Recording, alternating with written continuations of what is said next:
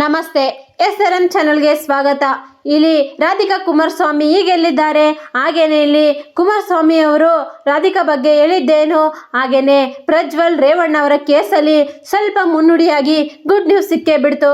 ಹಾಗಾದ್ರೆ ಅದೆಲ್ಲ ಏನು ವಿಚಾರ ಅಂತ ನೋಡ್ಕೊಂಡ್ ಬಂದ್ಮಣ ಬನ್ನಿ. ರಾಧಿಕಾ ಕುಮಾರಸ್ವಾಮಿ ಈಗ ಸ್ವಲ್ಪ ದಿನದ ನಂತರ ಒಂದು ಸಿನಿಮಾ ತೆರೆಗೆ ಮತ್ತೆ ರಿವರ್ಸ್ ಬಂದಂತ ಒಬ್ಬ ನಟಿ. ಇವರು ಮುಂಚೆ ಹಲವಾರು ಸಿನಿಮಾಗಳಲ್ಲಿ ನಟಿಸಿದ್ರು. ಆಗ ಸ್ವಲ್ಪ ದಿನ ಆದಮೇಲೆ ಬ್ರೇಕ್ ತಗೊಂಡ್ರು. ಈಗ ಒಂದೊಂದು ಸಿನಿಮಾಕ್ಕೆ ಕಾಲಿಟ್ರು ಇವರು. ಹಾಗೇನೆ ರಾಧಿಕಾ ಕುಮಾರಸ್ವಾಮಿ ಆಗಿರ್ಬೋದು, ಇಲ್ಲಿ ದರ್ಶನ್, ಇಲ್ಲಿ ಶಿವರಾಜ್ ಕುಮಾರ್ ಎಲ್ಲರ ಜೊತೆನೂ ಕೂಡ ಅಭಿನಯ ಮಾಡಿದರು. ಇವರು ಕುಮಾರಸ್ವಾಮಿನ ಮದುವೆ ಆಗಿದ್ದೀನಿ ಅಂತ ಹೇಳ್ಬಿಟ್ಟು ಒಂದು ಸಂದರ್ಶನದಲ್ಲಿ ಬಾಯ್ ಬಿಟ್ಟರು. ಹಾಗೇನೆ ಇವ್ರಿಗೆ ಒಬ್ಬ ಮಗಳು ಕೂಡ ಇದ್ದಾಳೆ.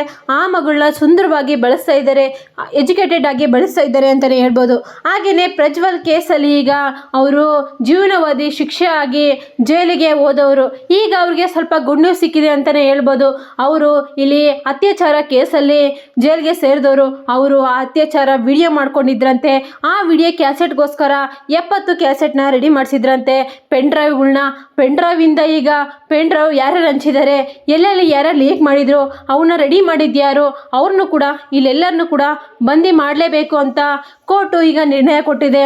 ಅದಕ್ಕೋಸ್ಕರ ಇಲ್ಲಿ ಪ್ರಜ್ವಲ್ ರೇವಣ್ಣ ಅವರಿಗೆ ತಾವೊಬ್ಬರೇ ಇಲ್ಲಿ ಜೈಲಲ್ಲಿ ಶಿಕ್ಷೆ ಅನುಭವಿಸೋದಲ್ದೇ ಅವ್ರಿಗೆ ಸಹಾಯ ಮಾಡಿದವರು, ಆ ಪೆನ್ ಡ್ರೈವ್ನ ಹಂಚಿದವರು, ಅವರೆಲ್ಲರಿಗೂ ಕೂಡ ಈಗ ಶಿಕ್ಷೆಗೆ ಒಳಪಡಿಸ್ತಾರಂತೆ ಪೊಲೀಸರು. ಹಾಗೇನೆ ಇಲ್ಲಿ ಮೊನ್ನೆ ಪೆರೋಲ್ ಮೇಲೆ ಅವರು ಹೊರಗಡೆ ಬರ್ಬೋದಿತ್ತು. ಆದರೆ ಅವರು ಪೆರೋಲ್ನೇ ಯೂಸ್ ಮಾಡ್ಕೊಳ್ದೇ ಸುಮ್ಮನೆ ಒಳ ಸಂದರ್ಶನಕ್ಕೆ ಅನುಮತಿ ಕೇಳಿದ್ರು ಅಷ್ಟೇ. ಅದಕ್ಕೋಸ್ಕರ ಪೊಲೀಸರು ಅವರ ಅಜ್ಜಿಯ ಅಂತ್ಯಕ್ರಿಯೆಗೋಸ್ಕರ ಇಲ್ಲಿ ಒಳ ಸಂದರ್ಶನವನ್ನು ಅವ್ರು ಕೇಳಿದ ರೀತಿಯೇ ಇಲ್ಲಿ ಏರ್ಪಡಿಸಿದ್ರು. ಆಗ ಇಲ್ಲಿ ಮತ್ತೆ ಪ್ರಜ್ವಲ್ ರೇವಣ್ಣ ಅವರು ಮತ್ತೆ ಕೇಳಿದ್ರಂತೆ ಪೆರೋಲ್ನ. ಈಗ ನಾನು ತಿಥಿ ಇದೆ, ಆಗ ಹೋಗ್ಬೇಕು ನಮ್ಮ ಅಜ್ಜಿಗೋಸ್ಕರ ಅಂತ. ಆಗ ಪೊಲೀಸರು ನಿಮಗೆ ಪೆರೋಲ್ ಗಿರೋಲ್ ಏನು ಕೂಡ ಕೊಡಲ್ಲ, ನೀವು ಜೈಲುವಾದಿ ಶಿಕ್ಷೆ ಅನುಭವಿಸಲೇಬೇಕು, ನಿಮಗೆ ಜೀವವಾದಿ ಶಿಕ್ಷೆ ಇರೋದಕ್ಕೋಸ್ಕರ ನೀವು ಮಾಡಿರೋದು ಚಿಕ್ಕ ತಪ್ಪಲ್ಲ, ಅದು ದೊಡ್ಡ ತಪ್ಪು, ಅದಕ್ಕೋಸ್ಕರ ನಿಮಗೆ ಮಾತ್ರ ನಾವು ಪೆರೋಲ್ ಕೊಡೋಕ್ಕೆ ಸಾಧ್ಯನೇ ಇಲ್ಲ ಅಂತ ಹೇಳ್ಬಿಟ್ಟು ಇಲ್ಲಿ ಹೇಳ್ಬಿಟ್ರಂತೆ. ಅದಕ್ಕೋಸ್ಕರ ಇಲ್ಲಿ ಸ್ವಲ್ಪ ನೊಂದಂಥ ಪ್ರಜ್ವಲ್ಗೆ ಈಗ ಒಂದು ಗುಡ್ ನ್ಯೂಸ್. ತನ್ನ ಜೊತೆಗೆ ತಮ್ಮ ಫ್ರೆಂಡ್ಸು ಯಾರು ಇದ್ರಲ್ವಾ, ಅವ್ರಿಗೆ ಕೈ ಜೋಡಿಸಿದ್ರು ಅಲ್ವಾ ಪೆನ್ ಡ್ರೈವ್ಗೆ ಸಹಾಯಕ್ಕೋಸ್ಕರ, ಅವರೆಲ್ಲರೂ ಕೂಡ ಜೈಲಿಗೆ ಸೇರ್ತಾರೆ ಅಂತಲೇ ಹೇಳ್ಬೋದು. ಅವ್ರನ್ನೆಲ್ಲರನ್ನು ಕೂಡ ಈಗ ಪೊಲೀಸರು ಪತ್ತೆ ಹಚ್ತಾ ಇದ್ದಾರೆ ಅಂತಲೇ ಹೇಳ್ಬೋದು. ಇಲ್ಲಿಗೆ ರಾಧಿಕಾ ಕುಮಾರಸ್ವಾಮಿ ಕೂಡ ಅಷ್ಟೇ, ಅವರು ಈಗ ಹಲವಾರು ಸಿನಿಮಾಗಳನ್ನ ಟ್ರೈ ಮಾಡ್ತಾಯಿದ್ರು. ಯಾವುದೇ ಕೂಡ ಸಿನಿಮಾ ಅಷ್ಟು ಸಕ್ಸಸ್ ಕಾಣಿಸ್ತಾ ಇರಲಿಲ್ಲ. ಮುಂಚೆ ಅಣ್ಣ ತಂಗಿ ಆ ಥರದ್ವೆಲ್ಲ ಸ್ವಲ್ಪ ಸೂಪರ್ ಹಿಟ್ ಆದಂಥ ಮೂವಿಗಳು ಈಗ ಅವ್ರಿಗೆ ಅಷ್ಟು ಹಿಟ್ ಕೊಡಲಿಲ್ಲ ಯಾವ ಕೂಡ.